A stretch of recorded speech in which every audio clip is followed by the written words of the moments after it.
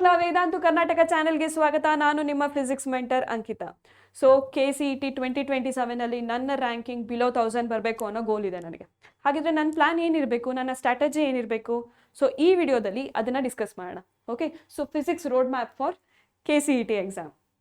So previous ಇಯರ್ನ ನೋಡೋದಾದರೆ 2023 ಅಲ್ಲಿ 145 to 150 ಪ್ಲಸ್, ಹಾಗೆಯೇ PCM ಅಲ್ಲಿ 92 to 95 ಪ್ಲಸ್ ಸ್ಕೋರ್ ಮಾಡಿದ್ರೂ ಕೂಡ ಏನಾಗಿರ್ತಿತ್ತು, ರ್ಯಾಂಕಿಂಗ್ ಬಿಲೋ 1000 ಇರ್ತಾ ಇತ್ತು. ಹಾಗೆ 2024 ಅಲ್ಲಿ 150 to 155, ಹಾಗೆಯೇ PCM ಅಲ್ಲಿ 94 to 96 ಇದ್ರೂ ಕೂಡ ರ್ಯಾಂಕಿಂಗ್ ಏನಾಗಿರ್ತಿತ್ತು, 1000 ಬಿಲೋ ಇರ್ತಿತ್ತು. ಸೊ ಈಚ್ ಇಯರ್ ನೀವು ನೋಡೋದಾದರೆ ಈ ಮಾರ್ಕ್ಸ್ ಏನಾಗ್ತಿದೆ, ಜಾಸ್ತಿ ಆಗ್ತಾ ಇದೆ. ಓಕೆ, ಸೊ ಈ ಮಾರ್ಕ್ಸ್ ಜಾಸ್ತಿ ಆಗ್ತಾ ಇದೆ. ಹಾಗಾದರೆ ಏನರ್ಥ? ಸೊ ಈಚ್ ಇಯರ್ ಕೂಡ ಏನಾಗ್ತಾ ಇದೆ, ಕಾಂಪಿಟೇಷನ್ ರೇಸ್ ಆಗ್ತಾ ಇದೆ. ಹಾಗಾಗಿ ನಮ್ಮ ಸೇಫ್ ಸ್ಕೋರ್ನ ನಾವು ಹೈ ಲೆವೆಲಲ್ಲಿ ಇಟ್ಕೋಬೇಕು ಅಂತ ಅರ್ಥ. ಸೊ ಹಾಗಿದ್ರೆ 2027 ಅಲ್ಲಿ ಏನು ಸೇಫ್ ಸ್ಕೋರ್? ಸೊ ನಮ್ಮ ಸೇಫ್ ಸ್ಕೋರ್ ಫಿಸಿಕ್ಸಲ್ಲಿ 55 ಪ್ಲಸ್ ಇರಬೇಕು CET ಎಕ್ಸಾಮ್ಸಲ್ಲಿ. ಓಕೆ, ಕೆಮಿಸ್ಟ್ರಿ 56 ಪ್ಲಸ್ ಇರಬೇಕು, ಮ್ಯಾಥಮೆಟಿಕ್ಸ್ 56 ಪ್ಲಸ್ ಇರಬೇಕು, ಹಾಗೆಯೇ ಟೋಟಲ್ ಮಾರ್ಕ್ಸ್ 165 ಪ್ಲಸ್ ಇರಬೇಕು. ಹಾಗೆಯೇ PCM ಬೋರ್ಡಲ್ಲಿ 95% ಇದ್ದರೆ ಮಾತ್ರ ನಿಮ್ಮ ಗೋಲ್ ಅಚೀವ್ ಮಾಡೋದಕ್ಕೆ ಸಾಧ್ಯ. So this is your goal. Okay, 165 plus ಸ್ಕೋರ್ನ ಮಾಡೋದು, ಹಾಗೆಯೇ PCM ಅಲ್ಲಿ 95 ಪ್ಲಸ್ನ ಸ್ಕೋರ್ ಮಾಡೋದು. This is your goal. Okay, so why physics matter? Physics ಯಾಕೆ ಮ್ಯಾಟರ್ ಆಗುತ್ತೆ? Because it is a rank deciding subject. Okay, so 2 students ಮಧ್ಯ 4 or 5 ಮಾರ್ಕ್ಸ್ ಜಾಸ್ತಿ ಇತ್ತು ಅಂದರೂ ಕೂಡ ಅವರ ರ್ಯಾಂಕಿಂಗಲ್ಲಿ 1000 ಪ್ಲಸ್ ಅಷ್ಟು ಡಿಫ್ರೆನ್ಸ್ ಬರುತ್ತೆ. ಓಕೆ, ಸೊ ಹಾಗಾಗಿ it is a rank deciding subject ಅಂತ ಹೇಳ್ಬೋದು. ಓಕೆ, ಸೊ ಹಾಗಿದ್ರೆ ಏನೆಲ್ಲ ಟಿಪ್ಸ್ನ ಫಾಲೋ ಮಾಡಬೇಕು? KCETಯಲ್ಲಿ ಒಳ್ಳೆ ಸ್ಕೋರ್ ಮಾಡಬೇಕು ಅಂತಂದರೆ ಏನೆಲ್ಲ ಅಚೀವ್ ಮಾಡಬೇಕು, ಏನೆಲ್ಲ ಸ್ಟೆಪ್ಸ್ನ ಫಾಲೋ ಮಾಡಬೇಕು? Yes, first step is read NCERT properly. Okay, so ನನ್ನ ಹತ್ರ 5000 ಬುಕ್ ಇದೆ, ನನ್ನ ಹತ್ರ 10,000 ಬುಕ್ ಇದೆ ಅನ್ನೋದು ರೆಫರ್ ಮಾಡೋದಕ್ಕಿಂತ so NCERT is the best. Okay, so ಈ NCERT ಬುಕ್ಸ್ನ ನೀವು ಲೈನ್ ಟು ಲೈನ್ ಓದ್ಕೊಂಡು, ಇದರಲ್ಲಿರುವಂಥ ಕಾನ್ಸೆಪ್ಟ್ಸ್ನ ಕ್ಲಿಯರಾಗಿ ಓದ್ಕೊಂಡು, ಸೊ ಫಿಸಿಕ್ಸ್ಗೆ ಬರೋದಾದರೆ ಇದರಲ್ಲಿ ಗ್ರಾಫ್ಸ್ನ ಸ್ಟಡಿ ಮಾಡಿಕೊಂಡು ಅರ್ಥ ಮಾಡಿಕೊಂಡು ಓದಿದ್ರೆ ಸಾಕು. So this is enough content for all competitive exams. Okay, so this is the best ಅಂತ ಹೇಳ್ಬೋದು. ಹಾಗೆಯೇ ಎಲ್ಲ ಕಾನ್ಸೆಪ್ಟ್ಸ್ನ ಓದ್ಕೊಂಡು learn all formulas. Okay, so ಫಿಸಿಕ್ಸಲ್ಲಿ ಮೇಜರ್ ಕ್ವೆಶನ್ಸ್ ಫಾರ್ಮುಲಾಸ್ ಮೇಲೆ ಬರೋದ್ರಿಂದ ಸೊ ಫಾರ್ಮುಲಾಸ್ನ ಓದ್ಕೊಂಡು ಅದನ್ನು ಅರ್ಥ ಮಾಡಿಕೊಂಡು ಯಾವೆಲ್ಲ ಫಿಸಿಕಲ್ ಕ್ವಾಂಟಿಟಿ ಇದೆ, so for example F = ma ಇತ್ತು ಅಂತಂದರೆ F ಅಂತ ಅಂದರೆ ಏನು, M ಅಂತ ಅಂದರೆ ಏನು, A ಅಂತ ಅಂದರೆ ಏನು ಅನ್ನೋದನ್ನ ತಿಳ್ಕೊಂಡು ಸೊ ಒಂದು ನೋಟ್ಬುಕ್ನ ಇಡಬೇಕು. ಓಕೆ, ಫಾರ್ಮುಲಾ ನೋಟ್ಬುಕ್ ಅಂತ. ಸೊ ಈ ಫಾರ್ಮುಲಾ ನೋಟ್ಬುಕ್ಕಲ್ಲಿ ಈಚ್ ಫಾರ್ಮುಲಾನ ಬರೆದು ಸೊ ಅದನ್ನು ಡಿಫೈನ್ ಮಾಡ್ತಾ ಹೋಗಬೇಕು. ಸೊ ದ್ಯಾಟ್ ನೀವು ಯಾವುದೇ ಥರದ PYQs ಆಗಿರ್ಬೋದು, MCQsನ ಕೊಡುವಾಗ ಜಸ್ಟ್ ಅದನ್ನು ರೆಫರ್ ಮಾಡಿದ್ರೆ ಸಾಕು, ನಿಮಗೆ ಫಾರ್ಮುಲಾಸ್ ರಿವೈಸ್ ಆಗುತ್ತೆ. Okay, so next practice MCQs daily. ನಾನಿವತ್ತು ಒಂದು ಕಾನ್ಸೆಪ್ಟ್ಸ್ನ ಓದಿದೆ, ಯಾವುದೋ ಒಂದು ಚಾಪ್ಟರ್ನ ಒಂದು ಕಾನ್ಸೆಪ್ಟ್ನ ಓದಿದೆ. ಓಕೆ, ಸೊ ಆ ಚಾಪ್ಟರ್ಗೆ ಬರುವಂಥ MCQsನ, ಆ ಚಾಪ್ಟರ್ಗೆ ಸಂಬಂಧಪಟ್ಟ MCQsನ minimum 15 to 20 okay 15 to 20 MCQs ಆದರೂ ಆ ಕಾನ್ಸೆಪ್ಟ್ಸ್ ಮೇಲೆ ನೀವು ಸಾಲ್ವ್ ಮಾಡ್ತಾ ಹೋದರೆ it is enough. Okay, so ಇದು ಮಾಡೋದ್ರಿಂದ ಆ ಕಾನ್ಸೆಪ್ಟ್ಸಲ್ಲಿ ಯಾವ್ಯಾವ ಥರ ಕ್ವಶನ್ಸ್ ಬರುತ್ತೆ, ಯಾವ್ಯಾವ ಥರದ ಕ್ವಶನ್ ಟೈಪ್ ಇರುತ್ತೆ, ಯಾವುದೇ ಥರದ ಸ್ಟ್ರಾಟಜಿ ಇರುತ್ತೆ, ಸೊ ಅನ್ನೋದು ನಿಮಗೆ ಕ್ಲಿಯರ್ ಆಗುತ್ತೆ. Okay, so next one is solve KCET PYQs. For example 1 week full ನಾನು ಒಂದು ಚಾಪ್ಟರ್ನ ಕ್ಲಿಯರಾಗಿ ಓದ್ಕೊಂಡೆ, ಆ ಚಾಪ್ಟರ್ದು MCQsನ ಸಾಲ್ವ್ ಮಾಡಿದೆ ಅಂತಂದರೆ ನೀವು ಸಂಡೇ ಕೂತ್ಕೊಂಡು ಆ ಚಾಪ್ಟರ್ನ ಪೂರ್ತಿ ರಿವೈಸ್ ಮಾಡಬೇಕು. ಓಕೆ, ಸೊ ಆ ಚಾಪ್ಟರ್ನ ಪೂರ್ತಿ ರಿವೈಸ್ ಮಾಡಿಕೊಂಡು ಆ ಚಾಪ್ಟರ್ಗೆ ಬಂದಂತಹ ಪ್ರೀವಿಯಸ್ ಇಯರ್ PYQsನ ಸಾಲ್ವ್ ಮಾಡಬೇಕು. ಸೊ ದಟ್ ನಿಮಗೆ KCETಯಲ್ಲಿ ಯಾವ ಥರದ ಕ್ವಶನ್ಸ್ ಬರುತ್ತೆ, ಯಾವ ಥರದ ಸ್ಟ್ರಾಟಜಿ ಇದೆ, ಸೊ ಯಾವ ಥರದ ಕ್ವಶನ್ ಟೈಪ್ ಬರುತ್ತೆ, ಯಾವ ಕಾನ್ಸೆಪ್ಟ್ಸ್ ಮೇಲೆ ಬರುತ್ತೆ ಅನ್ನೋದು ನಿಮಗೆ ಕ್ಲಿಯರ್ ಆಗುತ್ತೆ. ಓಕೆ, ಸೊ ಹಾಗೆಯೇ ಇಂಪಾರ್ಟೆಂಟ್ ಚಾಪ್ಟರ್ಸ್ ಇನ್ KCET ಫಿಸಿಕ್ಸ್. ಸೊ ಒಂದಷ್ಟು ಚಾಪ್ಟರ್ಸ್ ಇದೆ. ಓಕೆ, ಫಿಸಿಕ್ಸಲ್ಲಿ ಒಂದಷ್ಟು ಚಾಪ್ಟರ್ಸ್ ಇದೆ. ಈ ಚಾಪ್ಟರ್ಸ್ ಮೇಲೆ ಜಾಸ್ತಿ ಫೋಕಸ್ ಮಾಡಿದ್ರೆ ನಿಮಗೆ ಮ್ಯಾಕ್ಸಿಮಮ್ ಮಾರ್ಕ್ಸ್ ಬರುತ್ತೆ. So this is the smart way, ಹೌದಲ್ವಾ? ಸೊ ಯಾವ ಚಾಪ್ಟರ್ಸ್ ಅದು? ಎಲೆಕ್ಟ್ರೋಸ್ಟ್ಯಾಟಿಕ್ಸ್ ಆಗಿರ್ಬೋದು, ಕರೆಂಟ್ ಎಲೆಕ್ಟ್ರಿಸಿಟಿ ಆಗಿರ್ಬೋದು, ಆಪ್ಟಿಕ್ಸ್ ಆಗಿರ್ಬೋದು, ಮಾಡರ್ನ್ ಫಿಸಿಕ್ಸ್ ಆಗಿರ್ಬೋದು, ಸೆಮಿಕಂಡಕ್ಟರ್ಸ್, ಈವನ್ ಬರೀ ಕರೆಂಟ್ ಎಲೆಕ್ಟ್ರಿಸಿಟಿಯಲ್ಲೇ 4 to 5 ಮಾರ್ಕ್ಸ್ ಬರುತ್ತೆ. ಓಕೆ, ಜಸ್ಟ್ ಈ 5 ಚಾಪ್ಟರ್ಸ್ನ ಓದೋದ್ರಿಂದ ಆಲ್ಮೋಸ್ಟ್ 18 to 20 ಪ್ಲಸ್ ಮಾರ್ಕ್ಸ್ನ ನೀವು ಈ 5 ಚಾಪ್ಟರ್ಸಲ್ಲಿ ಸ್ಕೋರ್ ಮಾಡ್ಬೋದು. ಓಕೆ, ಹಾಗಾಗಿ ಈ ಚಾಪ್ಟರ್ಸ್ ಮೇಲೆ ನೀವು ಜಾಸ್ತಿ ಫೋಕಸ್ ಮಾಡಬೇಕು. Okay, next improve speed and accuracy. So concepts ನನಗೆ ಕ್ಲಿಯರ್ ಆಯ್ತಪ್ಪ, ನನಗೆ MCQsನ ಸಾಲ್ವ್ ಮಾಡಿದ್ದೀನಿ ಅಂತ ನಿಮಗೆ ಕಾನ್ಫಿಡೆನ್ಸ್ ಬಂದಾಗ you should work on speed and accuracy.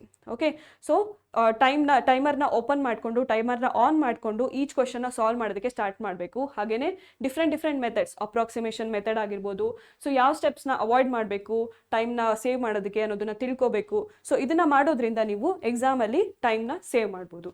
Okay, so maintain formula notebook. So ಇದು ಆಲ್ರೆಡಿ ಡಿಸ್ಕಸ್ ಮಾಡಿದ್ದೀವಿ, ಹೌದಲ್ವಾ?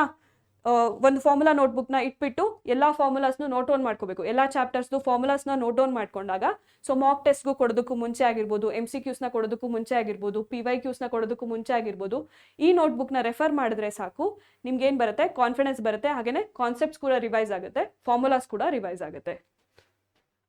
Okay, so mock tests are very important. So ನಾನು ಒಂದಷ್ಟು ಚಾಪ್ಟರ್ಸ್ನ ಕವರ್ ಮಾಡಿಬಿಟ್ಟಿದ್ದೀನಿ, ಈಗ ನನಗೆ ಕಾನ್ಫಿಡೆನ್ಸ್ ಇದೆ, ನಾನು ಮಾಕ್ ಟೆಸ್ಟ್ನ ಕೊಡ್ತೀನಿ ಅಂತ ಯಾವಾಗ ನಿಮಗೆ ಕಾನ್ಫಿಡೆನ್ಸ್ ಬರುತ್ತಲ್ವಾ, ಸೊ ಆವಾಗ ಮಾಕ್ ಟೆಸ್ಟ್ನ ಕೊಡೋದು ತುಂಬಾ ಇಂಪಾರ್ಟೆಂಟ್. ಓಕೆ, ಸೊ ಎಕ್ಸಾಮ್ ಅಷ್ಟೊತ್ತಿಗೆ ನೀವು ಮ್ಯಾಕ್ಸಿಮಮ್ ಮಾಕ್ ಟೆಸ್ಟ್ನ ಕೊಡಬೇಕು. ಸೊ ದಟ್ ನಿಮಗೆ ಎಕ್ಸಾಮಲ್ಲಿ ಹೇಗೆ ಫೀಲ್ ಆಗುತ್ತೆ, ನೀವು ಯಾವುದರಲ್ಲಿ ವೀಕ್ ಇದ್ದೀರಾ, ಟೈಮ್ ಮ್ಯಾನೇಜ್ಮೆಂಟಲ್ಲಿ ಸರಿ ಇದ್ದೀರಾ, ಅಕ್ಯುರಸಿಲಿ ವೀಕ್ ಇದ್ದೀರಾ, ಸೊ ಕಾನ್ಸೆಪ್ಟ್ಸಲ್ಲಿ ವೀಕ್ ಇದ್ದೀರಾ ಅನ್ನೋದು ನಿಮಗೆ ಕ್ಲಿಯರ್ ಆಗಿ ಅರ್ಥ ಆಗುತ್ತೆ. ಓಕೆ, ಸೊ ಹಾಗಾಗಿ ವೆರಿ ಇಂಪಾರ್ಟೆಂಟ್ ಮಾಕ್ ಟೆಸ್ಟ್ನ ಕೊಡೋದು before exams. Next, avoid common mistakes. ಏನೆಲ್ಲ ಮಿಸ್ಟೇಕ್ಸ್ ಮಾಡ್ಬೋದು?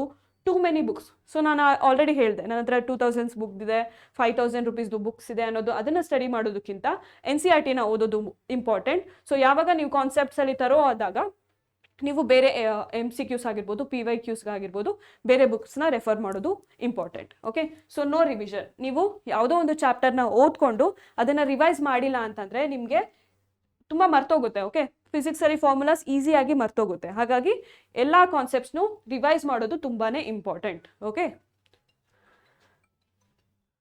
ಎಸ್. ನೆಕ್ಸ್ಟ್, ಹಾಗಿದ್ರೆ ನಮ್ಮದು ಡೈಲಿ ರೂಟೀನ್ ಏನಿರಬೇಕು? ಡೈಲಿ ರೂಟೀನ್ ಹೇಗಿರಬೇಕು ನಮ್ಮದು? ಸೊ ನಾನು ಈ ಟೈಮ್ ಟೇಬಲ್ನ ಹೇಗೆ ಹಾಕಿದ್ದೀನಪ್ಪ ಅಂತಂದರೆ, ಸೊ ಇವಾಗ ನೀವು ಜೂನಿಂದ ಕಾಲೇಜ್ಗೆ ಹೋಗೋಕ್ಕೆ ಸ್ಟಾರ್ಟ್ ಮಾಡ್ತೀರಾ, ಹೌದಲ್ವಾ? ಜೂನಿಂದ ಕಾಲೇಜ್ಗೆ ಹೋಗೋಕ್ಕೆ ಸ್ಟಾರ್ಟ್ ಮಾಡ್ತೀರಾ. ಸೊ ಮ್ಯಾಕ್ಸಿಮಮ್ ಕಾಲೇಜಲ್ಲಿನೇ ಟೈಮ್ ಸ್ಪೆಂಡ್ ಆಗುತ್ತೆ. ಹಾಗಾಗಿ ನೀವು ಮಿನಿಮಮ್ 2 hours ಒಂದು ಸಬ್ಜೆಕ್ಟಿಗೆ ಕೊಡಬೇಕು. ಓಕೆ, ಸೊ ನಾನಿಲ್ಲಿ ಕೊಡಿರೋಂಥ ಟೈಮು ಮಿನಿಮಮ್ 2 hours. ಫಿಸಿಕ್ಸ್ಗೆ ಕೊಡುವಂಥ ಮಿನಿಮಮ್ 2 hours, ಇದರಲ್ಲಿ ರೆಡ್ಯೂಸ್ ಮಾಡುವಂಥ ಅಗತ್ಯ ಇಲ್ಲ. ಓಕೆ, ಸೊ ಈ 2 hours ಫಿಸಿಕ್ಸ್ಗೆ ಅಂತಲೇ ಎತ್ತಿಟ್ಬಿಡ್ಬೇಕು. ಇದಕ್ಕಿಂತ ಜಾಸ್ತಿ ಕೊಟ್ರಿ ಅಂತಂದರೆ ಒಳ್ಳೆಯದೇ. Okay, you will score more, you will get more confidence. But ಇದಕ್ಕಿಂತ ಕಡಿಮೆ ಅಂತೂ ಇಲ್ವೇ ಇಲ್ಲ. ಓಕೆ, ಸೊ ಈ 2 hours ಏನು ಮಾಡಬೇಕು? ಫಸ್ಟು ಯಾವುದೋ ಒಂದು ಥಿಯರಿನ, ಯಾವುದು ಫಸ್ಟ್ ಚಾಪ್ಟರ್ನ ಕನ್ಸಿಡರ್ ಮಾಡಿದೆ ಅಂತಂದರೆ ನಾನು ಆ ಚಾಪ್ಟರಲ್ಲಿರುವಂಥ ಥಿಯರಿ ಪ್ಲಸ್ ಕಾನ್ಸೆಪ್ಟ್ಸ್ನ ಫಸ್ಟ್ ಓದ್ಕೋಬೇಕು. ಓಕೆ, ಸೊ ಅದಾದಮೇಲೆ ಆ ಚಾಪ್ಟರಲ್ಲಿ ಈ ಕಾನ್ಸೆಪ್ಟ್ಸಲ್ಲಿ ಬಂದಂತಹ ಫಾರ್ಮುಲಾನ 10 minutes ರಿವೈಸ್ ಮಾಡಬೇಕು. ಓಕೆ,